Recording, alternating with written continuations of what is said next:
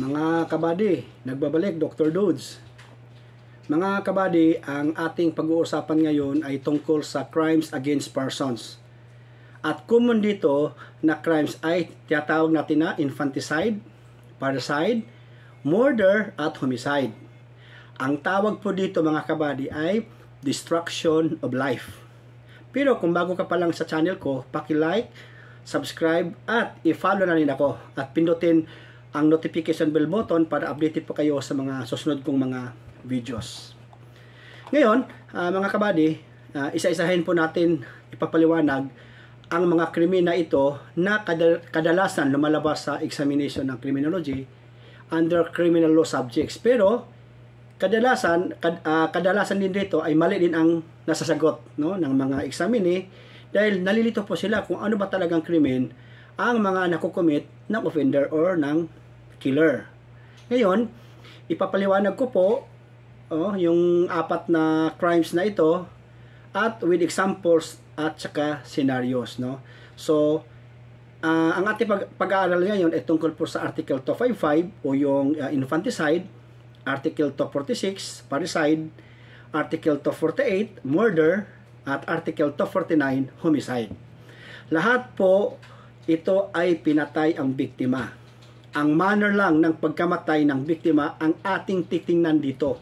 Kung ito po ba ay papasok sa infanticide, parricide, murder, or homicide.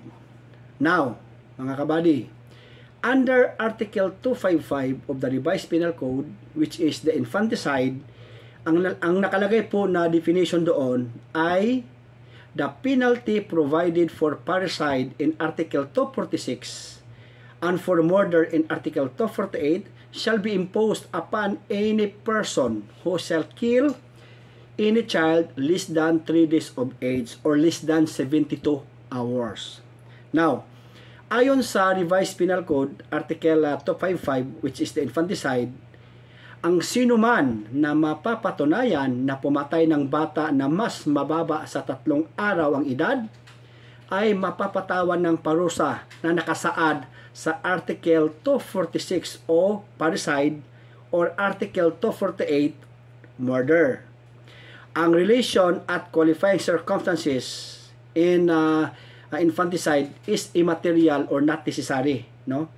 Ang mahalaga rito ay kung anong oras o kailan pinatay ang bata para masabi natin na ito ay material or importante. Yun po kasi ang kailangan doon.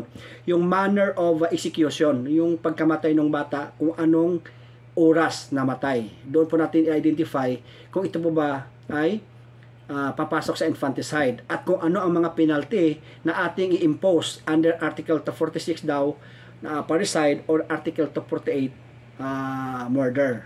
Now, halimbawa, pinanganak ang bata o yung baby ng Lunes ng umaga at pinatay ang bata ng Martes ng hapon. So wala pa pong tatlong araw o wala pa pong siya po ay less than 3 days pa lang yon panahon na yan or less than 72 hours.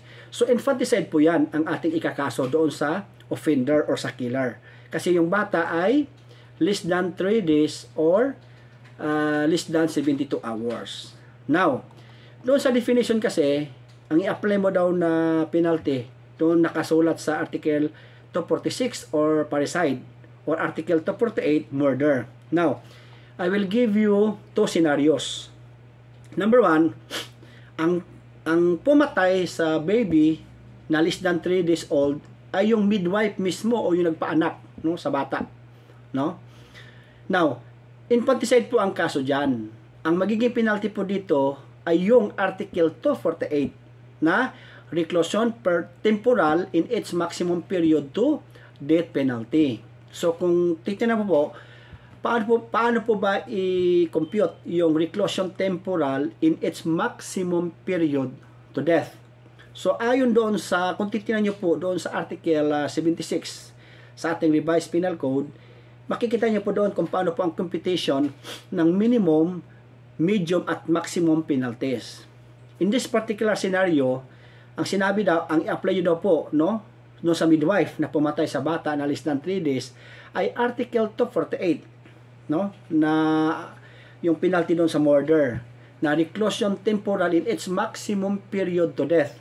Kung kukumpitin nyo po ito, maximum period ng reclusion temporal ay 17 years, 4 months, and 1 day to 20 years imprisonment to death.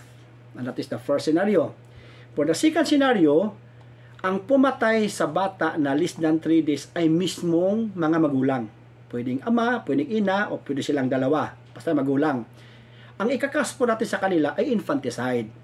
Ang magiging penalty po dito ay yung nakalagay po sa Article 246 doon sa parricide, no? Na reclusion perpetua to death. Yun po kasi ang penalty doon sa parricide, yung reclusion perpetua to death. Or ito po ay 20 years and 1 day to 40 years of imprisonment to death. So same din, tingnan nyo doon sa Article 76 of the Revised Penal Code kung paano po ang pag-compute ng minimum, medium at maximum penalties. Tandaan nyo mga kabady, dito sa dalawang senaryo na nabanggit ko, hindi tinitingnan dito kung sino ang killer or offender. Kung hindi, titingnan nyo muna yung edad ng biktima na less than 3 days or less than 72 hours. Ang ikakaso nyo agad doon sa killer or sa offender ay infanticide. Any person, kamag-anak niya or hindi kamag-anak. Kung lalampas ng 3 araw o lalampas ng 72 hours, ay ibang usapan na yon. Baka papasok na yan sa parricide or murder, no? So yun po, dapat huwag kayong malito doon. Basta less than 3 days o less than 72 hours, infanticide. Pag more than 3 days or 72 hours, pwedeng ang maging kaso niya parricide or murder na itatakil din natin mamaya. Okay? So yun po, no, mga kabady. Yun po ang nakasulat sa Article 255 of the Revised Penal Code, yung infanticide. Okay, proceed tayo sa Article 246 or the parricide. Kung babasahin niyo po ang definition, ang nakalagay po doon, any person who shall kill his father, mother, or child. Yung child, whether legitimate or illegitimate, or any of his ascendants. Pag sinasabi natin any of his ascendants, mula apo hanggang lolo, no? Ninuno, pataas. Or descendants, pag sinasabi natin descendants, mula sa lolo, sa lula, pababa, papuntang apo.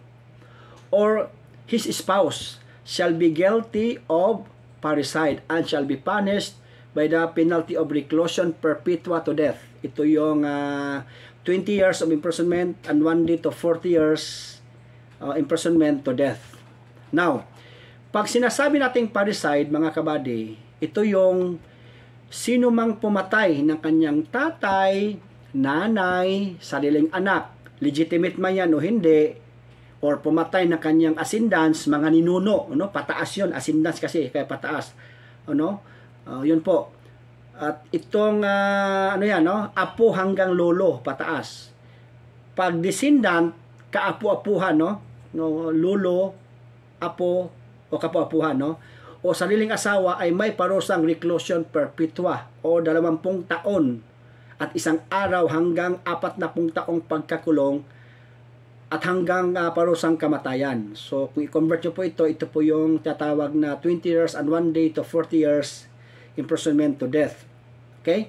So pag sinasabi po nating ascendants, apo, pataas. Pag sinasabing descendants, mula sa lolo or lola pababa. So yun po, no? Okay. Dito sa father, mother at child, ang relasyon ay pwedeng legitimate or illegitimate para masabi natin na parricide ang krimen. Ulitin ko po ha. Sa father, mother at child, ang relasyon pwedeng legitimate or illegitimate para masabi natin na parricide ang krimen. Tandaan po ninyo, hindi kasama dito ang adopted child o ampon na anak. Okay? So, paano malalaman kung ang bata ay legitimate or illegitimate? Pag sinasabi natin legitimate child, kasal ang kanyang mga magulang bago siya pinanganak. Yan, that is legitimate child. Pag sinasabi natin illegitimate child, ang tawag naman doon sa bata, ang tawag doon sa bata, bakit illegitimate child? Kasi nung pinanganak siya, hindi pa po kasal ang kanyang mga magulang. Kaya illegitimate child. Okay? Now, father at mother. Scenario po ito, scenario number 1. Si father at mother ay kasal at pinanganak niya si son. So si son ay legitimate child ni father at mother kasi kasal po sila. That is example ng legitimate child. Now, another scenario, si father at mother ay hindi kasal at ipinanganak si son. Si son ay a legitimate child ni father at ni mother. Okay? So, I hope naintindihan nyo. Then, dito naman po sa ascendants, descendants, at spouse, dapat po legitimate. Hindi po pwedeng illegitimate dito para ma-considered mo na ang krimen na na-commit ng offender or ng killer is parricide. Okay? Ulitin ko ha. Dito po sa father, mother at child, ang relasyon na legitimate o illegitimate ay pwede, masasabing parricide pa rin ang krimen. Pero pagdating doon sa ascendants, yung ascendants, apo papuntang lolo pataas, descendants mula lolo pababa hanggang apo or sa asawa, dapat po legitimate talaga ang kanilang relasyon para masabing parricide ang krimen na nagawa. Example, si A at si B ay kasal at pinanganak nila si C. Kalaunan, nag-asawa si C kay D at pinanganak nila si E. So, ibig sabihin, si A at si B ngayon magiging lolo't lola na. Si C naman, ang anak nila, pinangasawa si D. Tapos, nung nag-asawa si C at si D, ang anak nila si E. Ngayon, si E ay legitimate ascendants ni A at B na lolo at lola. At si A naman ay legitimate descendants ni A at B dahil apo po nila si E. So, yan po ang masasabi natin. Dapat legitimate o legitimacy talaga. Hindi pwedeng illegitimate dito. Now, scenario number 1. Pinatay ni A. Halimbawa, si A ay yung lolo or si B, yung lola, si E, na apo nila.